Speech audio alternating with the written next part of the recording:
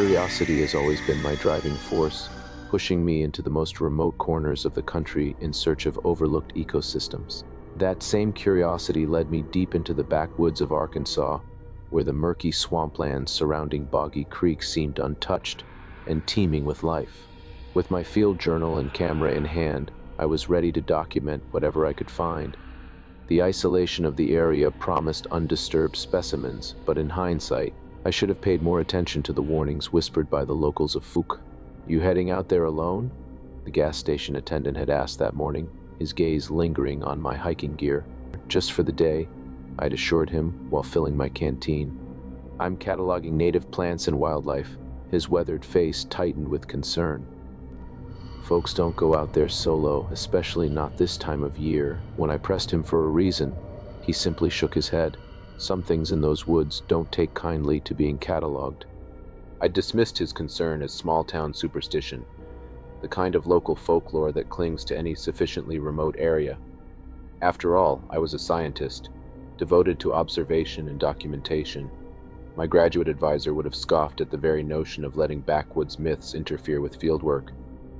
So I'd smiled politely, paid for my supplies, and headed for the trailhead with the man's warning fading with each step into the wilderness. For the first few hours, the expedition had been remarkably productive. I'd photographed 3 varieties of orchids that shouldn't have been thriving this far north, collected samples of an unusual moss growing in perfect circular patterns, and spotted bird species typically not seen until later in the migration season. My journal filled with notes and sketches, each observation more intriguing than the last. The forest seemed almost deliberately diverse, as if something had cultivated this biological abundance. I'd been so engrossed in my work that I hadn't noticed the shifting daylight until shadows began to stretch like elongated fingers across the forest floor. Checking my GPS, I realized I'd wandered far off any marked trail. The device struggled to pinpoint my location, the signal weakening under the dense canopy. Still, I wasn't concerned, not yet. I'd navigated out of trickier situations before. But as dusk settled over the woods, something changed. The forest, which had buzzed with life all day, fell unnaturally silent. No birds called, no insects chirped. Even the wind seemed to hold its breath, leaving the cypress trees eerily still. The silence pressed against my eardrums like a physical weight. That's when I heard it, a sound that didn't belong to any species in my field guides. A howl, deep and resonant, somewhere between a wolf's call and a man's scream, but somehow fundamentally wrong in a way I couldn't articulate. It echoed through the trees, seeming to come from everywhere and nowhere at once. My skin prickled, the hair on my arm standing on end as ancient instincts screamed a single command: run. And run I did. Crashing through undergrowth, my boots splashing through shallow water and mud, I abandoned all pretense of scientific detachment. The howl came again, closer this time, and with it the distinct sound of something large moving through the forest behind me. Not with the clumsy thrashing of my own panic-stricken flight, but with the deliberate practiced movements of a predator that knew these woods far better than I did. My mind raced as fast as my legs, piecing together fragments of stories I'd dismissed. Local disappearances attributed to bog accidents or disorientation, hunters who refused to enter certain areas even in groups, blurry photographs published in tabloids that I'd laughed at over coffee with colleagues. The stories always mentioned the creature's howl first, the warning that came before the footprints, before the glimpses of matted hair, before people vanished without a trace. The Falk monster, the boggy creek beast. I'd considered it nothing more than an amalgamation of bear sightings and overactive imaginations. Now, with night falling and that impossible howl trailing behind me, scientific skepticism seemed like a luxury I could no longer afford. I had no idea if I was running toward the road or deeper into the wilderness. The GPS had stopped functioning entirely, the screen flashing with distortion before going dark. The forest had become a maze of identical-looking cypress trunks and shadowy vegetation. My lungs burned with each gasping breath, the humid air thick and resistant. Another howl, so close now that it seemed to vibrate through my chest cavity. With it came a fetid smell, like wet fur and stagnant water and something rotten underneath. I stumbled over an exposed root and nearly fell, catching myself against a tree trunk. My palms came away sticky with some kind of resin that smelled unnervingly like copper. Blood? No, my rational mind insisted, just sap catching the fading light. I remembered the stories then, told in hushed voices by locals at the diner where I'd eaten breakfast earlier that week. How the Miller boy had gone missing 30 years ago while fishing, his boat found intact but empty except for deep scratches along one side.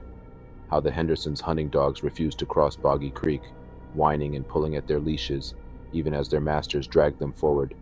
How sometimes, on particularly still nights, people on the outskirts of Falk would lock their doors against howls that seemed to carry human words within them.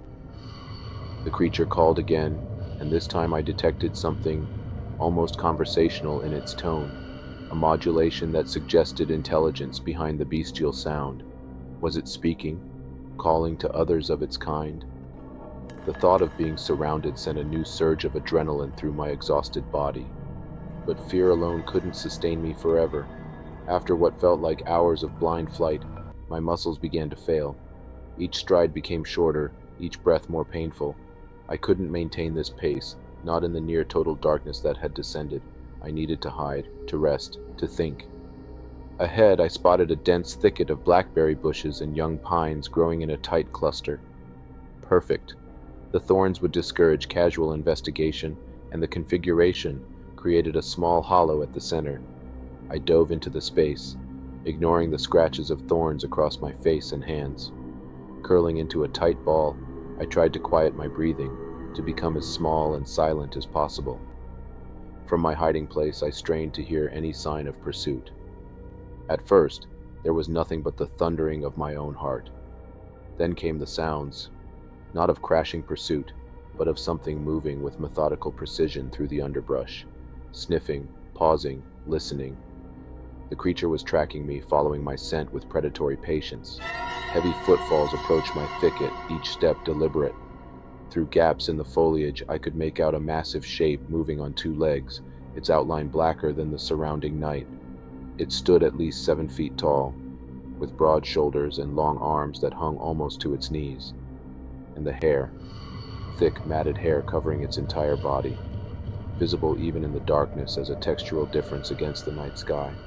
It stopped mere yards from my hiding place, its breathing audible now, deep, wet inhalations that seemed to taste the air.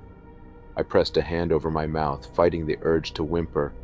Scientific curiosity warred with primal terror as I realized I was observing something undocumented by modern biology, a creature that shouldn't exist but undeniably did. The Falk monster turned its head slowly, surveying the area. Though I couldn't make out its features clearly, I sensed it was facing directly toward my thicket. Did it know? Was it toying with me? I couldn't tell, but I remained motionless, scarcely daring to breathe. Minutes stretched like hours as we remained in this terrible standoff, the creature standing silent and vigilant, me huddled in increasingly uncomfortable stillness.